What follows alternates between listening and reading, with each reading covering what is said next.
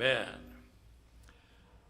All right, we are in Judges again, and this is our 19th. We are back in chapter 11 and 12. We're going to be covering the conclusion of the story of Jephthah. And in our opening text, we use both the Judges 11 and 11, where it says, Then Jephthah went with the elders of Gilead, and the people made him head and captain over them. And Jephthah uttered all the words before the Lord in Mizpah. Now, if you remember, he negotiated with them and took that leadership place. And then, of course, I conclude with this verse 7, And Jephthah judged Israel 6 years. Then died Jephthah the Gileadite and was buried in one of the cities of Gilead. We already saw that he served just 6 years. He had delivered them from 18 years of oppression. He had fought against the Ammonites. And you don't really read it here that he fought against the Philistines. But back in chapter 10, the Ammonites, the Philistines are included in both those that were oppressing them for those 18 years. So it must have been somewhere in there he fought with them. You remember again, Jephthah is the 8th of the judges on the list. That again is excluding Abimelech. He claimed to be king. He was never raised up. You have somewhat of a problem with Jephthah because of what we're going to read about tonight. And some people just can't imagine that God could have used him. Well, I'll wait and give you my opinion as we go through this. But in our study tonight, we're going to be picking up kind of where we left off before in chapter 11 and verse 29, where we ended that last week with the Spirit of the Lord came upon Jephthah. And he passed over Gilead, Manasseh, and passed over Mizpah of Gilead, and from Mizpah of Gilead he passed over unto the children of Ammon.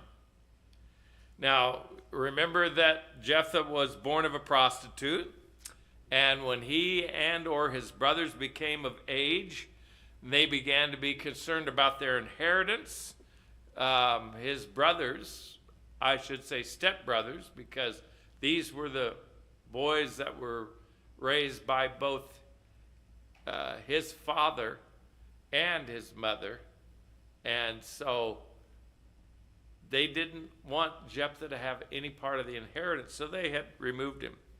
While gone, he gained quite a reputation as a mighty man of valor, and it may well have been in fighting against Philistines or the Ammonites, and they are the ones that had oppressed Israel for 18 years. This year, though, as they started to attack Israel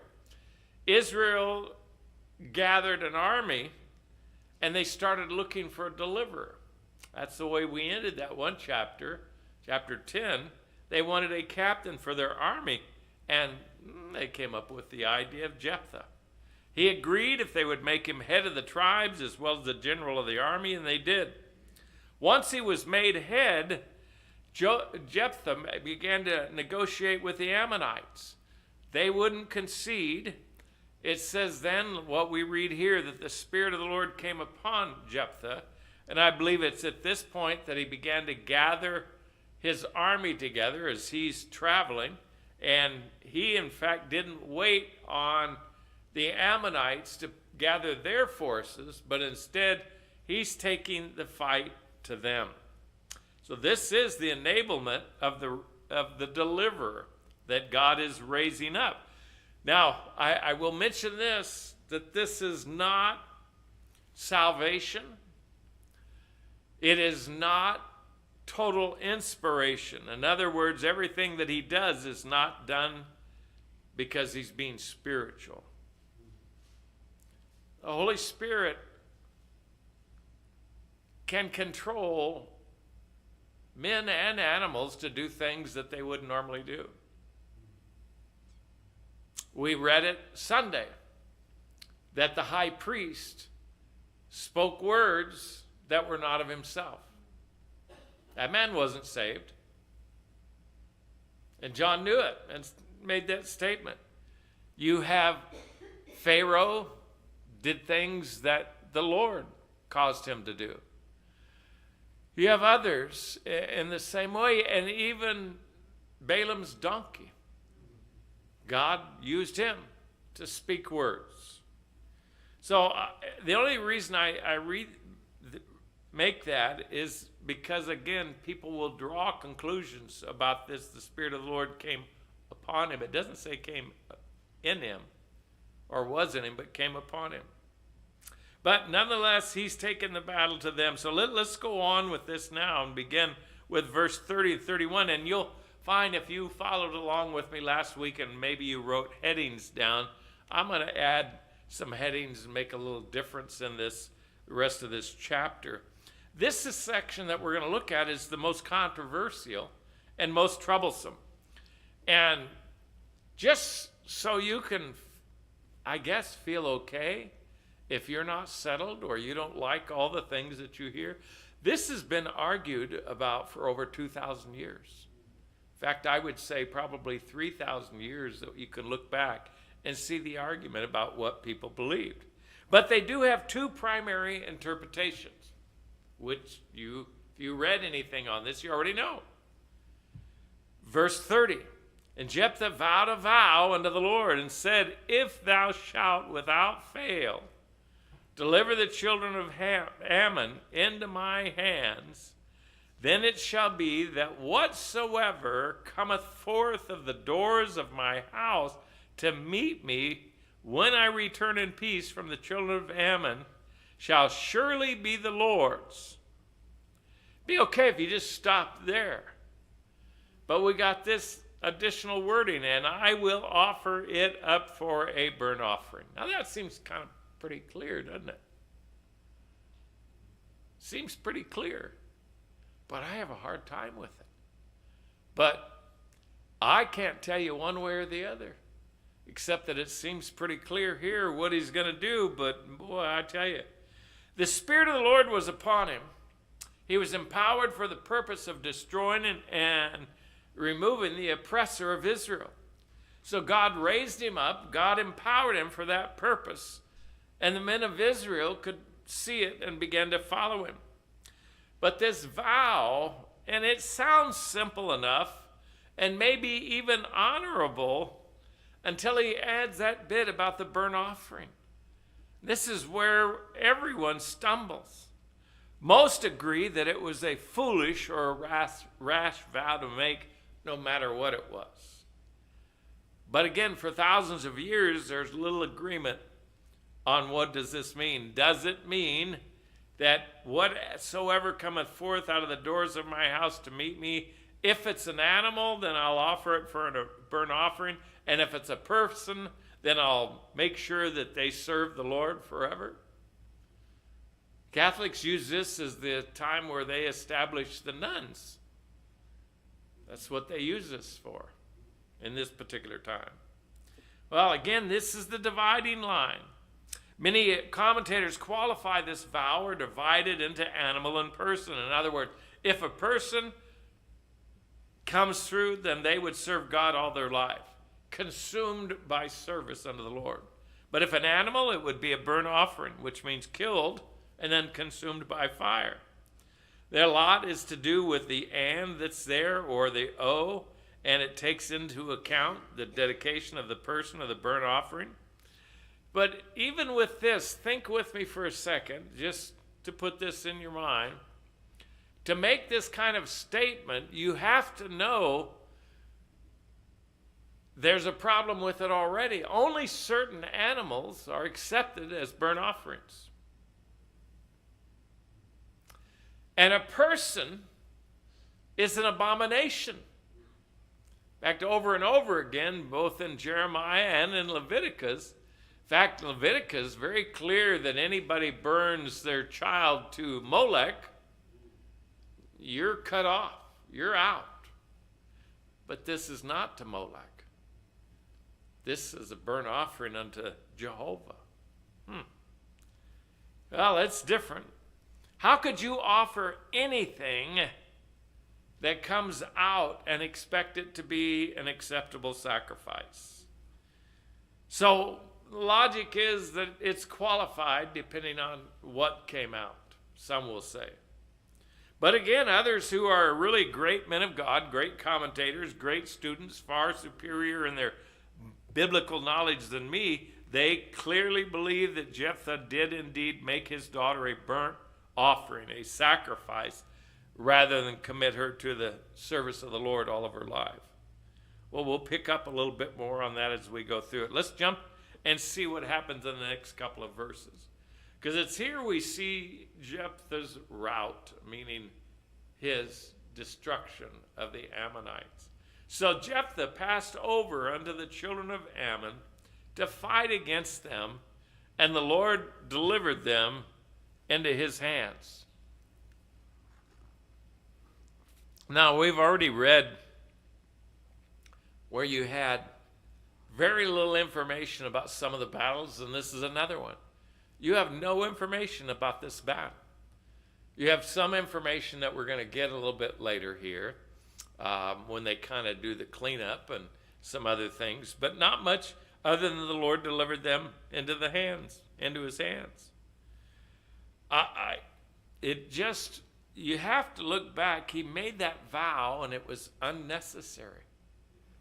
God had raised him up to do exactly what he did, and he didn't need to make that vow.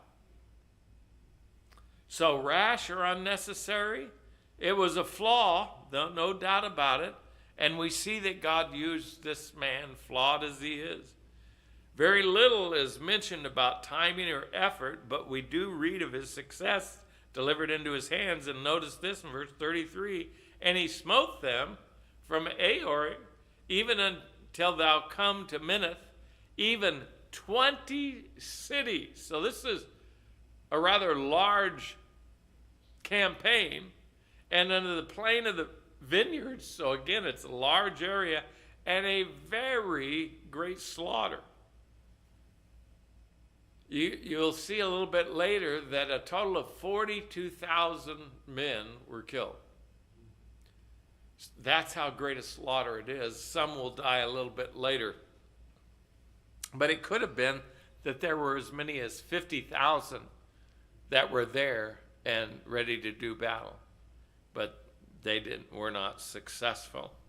The battle is over. No one really asked about these 20 cities. We don't find much information about it. But the children, what does it say? Thus the children of Ammon were subdued before the children of Israel. Nothing at all is mentioned about the Philistines. And yet back in chapter 10 and verse 7, at the same time God sold them to the children of Ammon, it says he sold them into the hands of the Philistines and the children of Ammon. But nothing is stated about the Philistines. You can only assume that. But such a great military campaign and great success. But all focus is going to turn now away from battle to this next verse, verse 34. This is the part that messes with your head, depending on which way you believe his vow was meant. So let's read. And Jephthah came to Mizpah unto his house, and behold, his daughter came out to meet him with timbrels and with dances. Most of us know, we've seen that with David. We see it in other places where some of the women will do this. They come out with timbrels and dances, songs and such. And she was his only child, that's stated. And beside, he had neither son nor daughter. So this event now that involves his daughter goes back and reflects to the vow. The person is pointed to is emphasized as his only child. No doubt she may have come out singing or with shouts of thanksgiving, along with the noise of the timbrels and dancing, and probably came out with, again, many of her friends. But she was in the front of the line. So it was that she was first. So look at the scene. Without that vow, it's a happy reunion. a joyous occasion. But not today, not now. In fact, no sadder scene can be imagined. Look at what we read in verse 35. And it came to pass when he saw her that he rent his clothes. Now, people will say, well, you can't possibly believe this way because of this, or you can't possibly. I think you could believe both ways. It's just wherever you lean, you do the research, you have a right to your own opinion. You have a right to be right or wrong. How about that? Came to pass again when he saw her that he rent his clothes and said, alas, my daughter. Interesting. Thou hast brought me very low. Should be, I brought myself very low because you're the first one out. But he has it, thou hast brought me very low, and thou art one of them that trouble me. Trouble. Think about the trouble he's had. His whole family rejected him, kicked him out of home. He had to have another home, another base. He had his own family come back in, and now he's out in this military campaign. He's got a lot of trouble in fighting all these. Again, fighting even as many as 50,000 men. There's some real trouble in all of that. And yet he says, thou art one of them that trouble me. But then he puts it back where it should be, for I have opened my mouth unto the Lord, and I cannot go back. He felt the sting of his vow immediately. And his love for his daughter and the situation that was there brings him to a very low and mournful cry. In fact, his joy of triumph as he's coming home turned into a mournful cry of sorrow when he saw his daughter. Now, whatever the vow may mean in total, his heart, we know, is broken and his hope is dashed. He will see no grandchildren. All of his hopes are dashed. And for her, the hope of every young Israeli maiden was that maybe it will be her that carries the Messiah. That hope is also gone. But would a man kill his daughter as an offering and be concerned with the honor of his word? And is she so quickly and easily convinced to die for this vow? The burnt offering, first of all, requires a male. This would also require that Jephthah would lay his hands upon her head, confess his sins, kill her, collect her blood, sprinkle it at the altar, wash her entrails, and burn them on the altar if he's going to follow everything according to the burnt offering. Now that just doesn't make a lot of sense, but it's also if he's living close to the Ammonites and he's infected with, remember what we learned about earlier, that there were like 20 different gods that had infiltrated Israel? Some of them did offer their children. Was he so infected that he would do that and could do that under that guise?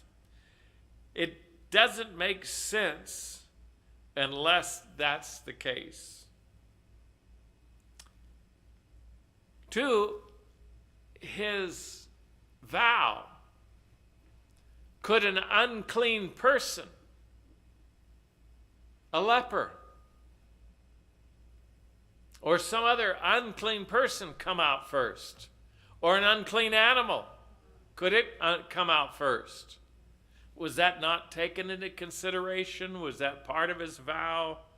I don't see any of that there, but if Jephthah's original design was a human sacrifice to the Lord, that was a clear and unacceptable abomination unto the Lord. Some make Jephthah's vow a two-parter. They will surely be the Lord's, and I will offer a burnt offering. That takes away that moral problem that we have with how despicable this act could have been. Did he leave the identity of the individual or the animal to the Lord? Providentially? whatever it is, now he's depressed because of what he must do and because it's his daughter. Verse 36 gives us a little bit more her attitude, and she said to him, my father, if thou, now she doesn't know what he vowed yet, because she says, if thou hast opened thy mouth unto the Lord, do to me according to that which hath proceeded out of thy mouth, for as much as the Lord hath taken vengeance for thee of thine enemies, even of the children of Ammon. And then she asked for 2 months of mourning. She said unto her father, let this thing be done for me. Let me alone 2 months, that I may go up and down upon the mountains and bewail my virginity, I and my fellows. That's why a lot of people will say, well, she's not bewailing her life, but her virginity. And he said, well, let's go. And he said, go. And he sent her away for 2 months. And she went with her companions and bewailed her virginity upon the mountains. No crying for her life, just the fact that she's not going to be able to bear children. Then we find this, and it came to pass at the end of 2 months that she returned unto her father, who did with her according to his vow, which he had vowed. Now that clears it all up, doesn't it? No, it doesn't. You got to figure out the vow in the first place, because now we come to this. He did with her according to his vow which he had vowed, and she knew no man. And it was a custom in Israel. While I object to his offering her as a burnt offering, I must allow for others to take this view, because it seems impossible to avoid according to the context. If it is true that that's what he did, it was an unsanctioned offering by God and an abomination. Again, in Leviticus 20, I mentioned that to you earlier, that God said he would cut off any man who offered his child in fire to Molech, but this wasn't Molech. Oh no. Verse 40, that the daughters of Israel went yearly to lament the daughter of Jephthah the Gileadite 4 days in a year. That makes it sound like she was dead, doesn't it? Was she just off serving the temple? Again, this is where some denominations will trace women as celibate, nuns, virgins, keeping themselves and serving only the Lord. One thing we can be sure, you need to keep your word. But you need to keep your word and be careful what your word is. Think about it before you make a vow. Vows are sacred, and they are to be entered into carefully. And I will say this ought to teach you never to bargain with God. You shouldn't bargain with God. I will say it's illogical and idiocy to try to bargain with God. Don't bargain with God, just obey him. Trust him. Now, I'm going to leave that because we're going to cover the rest of Jephthah, and we're going to get into chapter 12 and just look at 1 through 6 and also verse 7, because there's more to cover, and I want to be able to do that. And I know I'm not going to be able to answer all your questions about what the vow was. You get to study it for yourself more. I can see both sides of it. I can see how if this man was any kind of a spiritual man, and you see his character and his qualities as far as the Lord is concerned, it seems shocking that he would even have the idea of offering a human being as a burnt sacrifice, let alone his daughter. But when you read it, that's what it sounds like.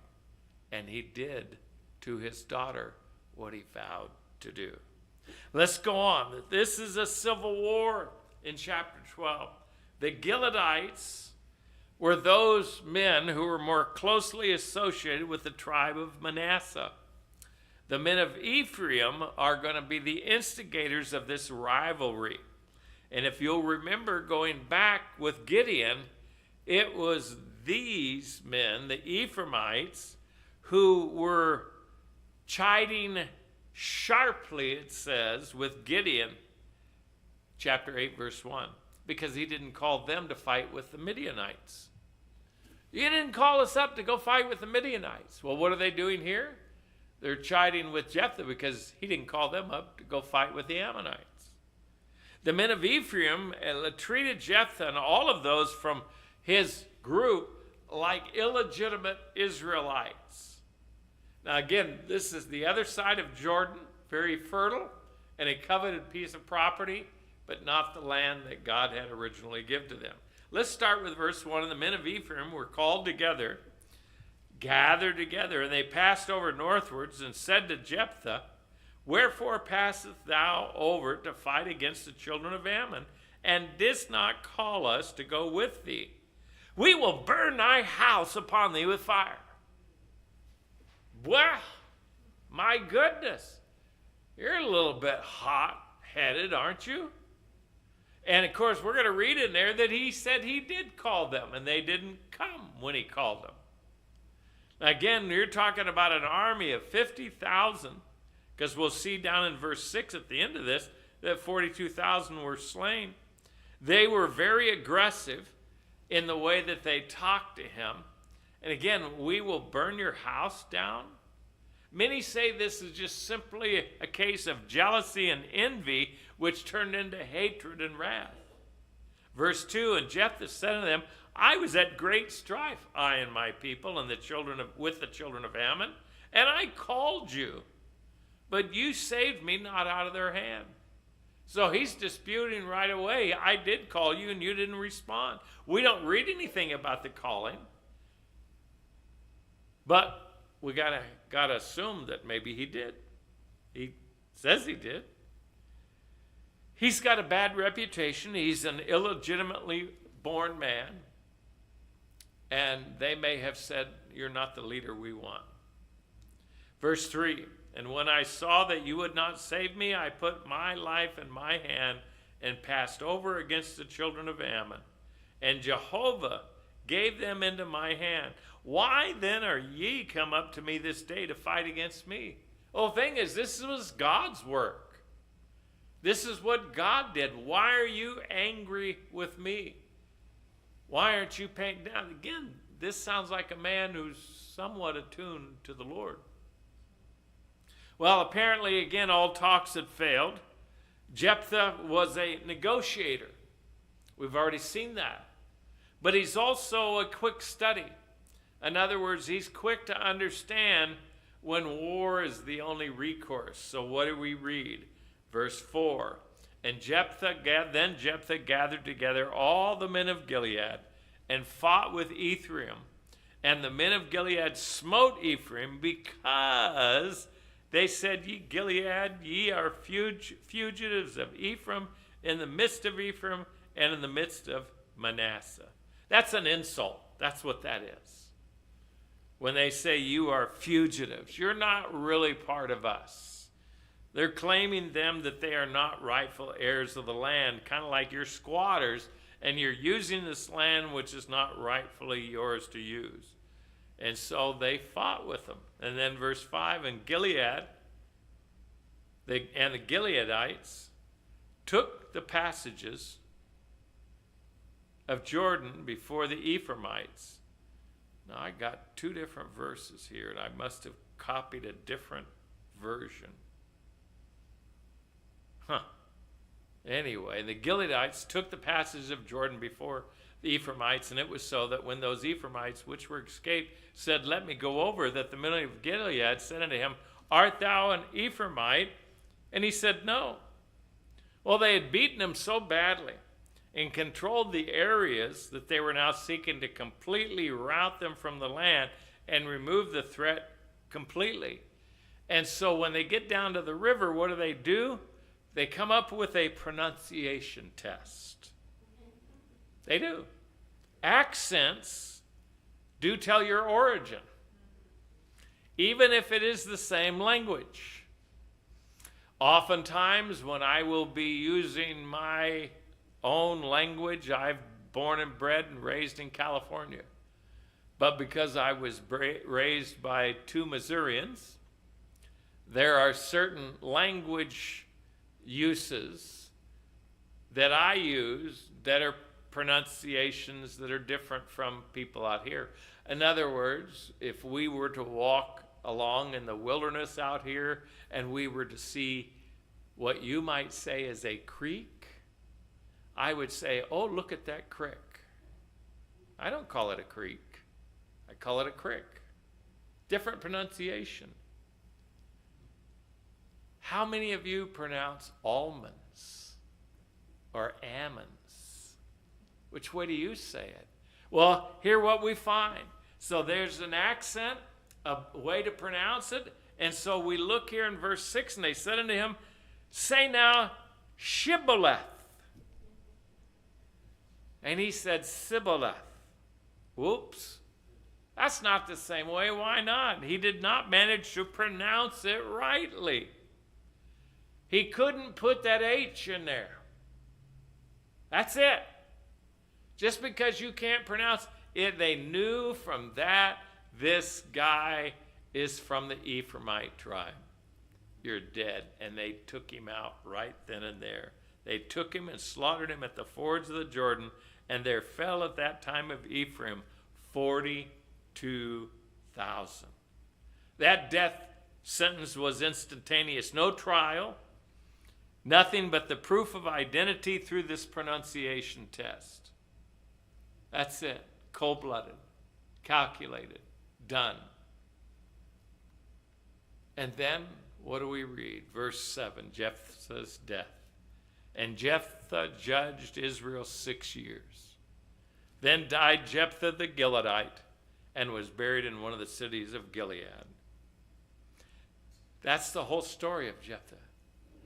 It's almost confusing to read his story, to find out about him. We're way past time. I've got more to go into, but I won't. I'll have to leave it at that for tonight and encourage you to go back and study and look and listen to it and see what you can. Again, I will go back to some of the things I said. Your word should be your bond. But you ought to be careful what you say. And if you ever make a vow, keep your vow. The Bible tells us that we ought not to be rash with our mouth. But when we do make a vow, keep it.